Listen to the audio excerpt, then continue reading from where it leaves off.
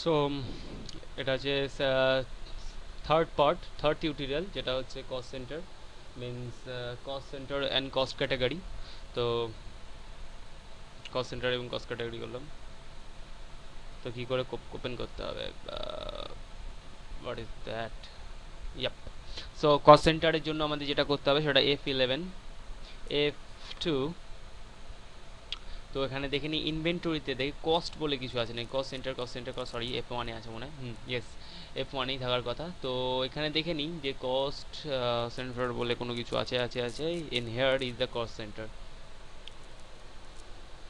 তো দেখে নিই কস্ট সেন্টার ইয়েস, এখানে আছে কস্ট সেন্টারটা।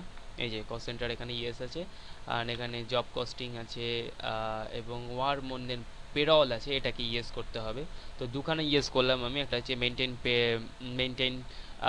Maintain cost centre yes, and maintain then one payroll and cost centre yes. এই দুটোই শুধুমাত্র ইয়েস করতে হবে, hit enter enter and accept. তো এবার যেটা দেখে নেব কস্ট সেন্টারে, তো জাস্ট অ্যাকাউন্ট ইনফরমেশনের মধ্যে গেলেই আমি দেখতে পাবো এখানে কস্ট ক্যাটাগরি এবং কস্ট সেন্টার আছে। জাস্ট যেতে হবে আমাদের কস্ট ক্যাটাগরি। তো কস্ট ক্যাটাগরিটা কি অ্যাকচুয়ালি সেটা বলে দিলে ভালো হয়। একটা কোম্পানিতে অনেক প্রকার অনেকগুলোই ভেহিকলস থাকতে পারে, অনেকগুলোই ফোন থাকতে পারে। তো কোম্পানি যদি চায় যে এক একটা ফোনে কত টাকা করে খরচ হয়েছে সেটা যদি হিসাব করতে চায়, তো সেক্ষেত্রে আমাদের কস্ট সেন্টার এবং কস্ট ক্যাটাগরিটা ব্যবহার হয়ে থাকে। তো ইচ পার্ট সেটা হচ্ছে এক একটা কম্পিউটার হতে পারে, এক একটা টেলিফোন হতে পারে, ইচ ইচ থিং মানে ডেপ্রিসিয়েশনও হতে পারে। তো যে কোনো থেকে ক্রিয়েটের ক্ষেত্রে আমরা এখানে কস্ট ক্যাটাগরিটা ইউজ করতে পারি। তো এখানে মাল্টিপল কস্ট ক্যাটাগরি আছে এবং সিঙ্গেল কস্ট ক্যাটাগরি আছে, আমি just single cost category create করলাম। তো এখানে নেম চাইছে কস্ট ক্যাটাগরির নেমটা। তো আমি এখানে দিলাম ফোন ফোন এবং লোকেটেড যা আছে সেটাই রাখলাম, এবং করলাম কার কার অথবা ভেহিকলস লাইক সামথিং। তো এবং তারপরে বেরিয়ে গেলাম, বেরিয়ে গিয়ে কস্ট সেন্টারে ঢুকলাম, আমি ক্রিয়েট করলাম। তো এখানে যখনই কস্ট সেন্টারে যাবো, তো এখানে আমাদের যে কটা আমি যেটা তুলেছিলাম আগে সে দুটো চলে আসবে, means C for car or the phone, এটা দুটোই তুলেছিলাম। তো সেক্ষেত্রে আমি কারে গেলে এন্টার মারলাম, তো এবার কারের নামটা দিয়েছে। তো আমি কারের নাম্বার কী দেবো, আমি এখানে সাপোজ এই নাম্বারটা ধরে নিলাম একটা, এবং হিট এন্টার, এবং তারপর ধরলাম আর একটা গাড়ি আছে ওয়েস্ট বেঙ্গল, এই নাম্বারটা এন্টার, তারপর আছে সবই ওয়েস্ট বেঙ্গলের গাড়ি ধরলাম, এই নাম্বারটা, যদিও এত বড় নাম্বার হয় না ভেহিকলসে, তিনটে গাড়ি নিলাম। তো এরপর চলে গেলাম ফোনে। তো ফোনে ধরলাম কী নাম্বার ধরবো, এই নাম্বারটা ফোন নাম্বার,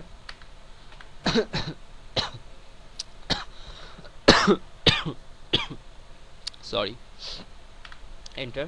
তারপরে এই নাম্বারটা একটা ধরলাম, এন্টার এন্টার, এই নাম্বার একটা ধরলাম, তিনটে নাম্বার ধরলাম। তো এরপর চলে গেলাম, বেরিয়ে গেলাম আমি।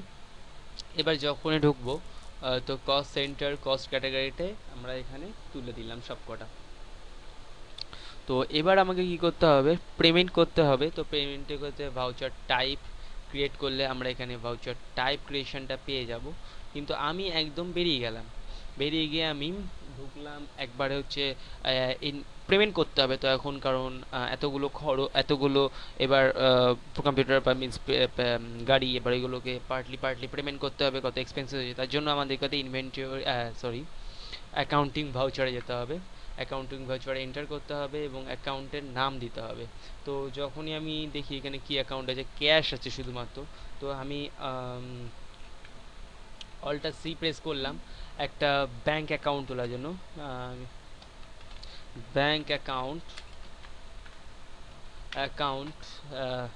For bank account, bank OBC OD যেটা থাকবে অবভিয়াসলি সেটা হবে। আমি ব্যাংক অ্যাকাউন্টই নর্মাল দিলাম। Cost centre available, yes cost centre is applicable, yes cost centre applicable হবে। এবং head enter enter, oh sorry, bank enter West Bengal pin number দিলাম না। এবং হচ্ছে এবার করতে হবে হচ্ছে আমাদের যেটা থাকে সেটা হচ্ছে দিলাম ফোন বা where is it, just a minute, sorry sorry, extremely sorry for,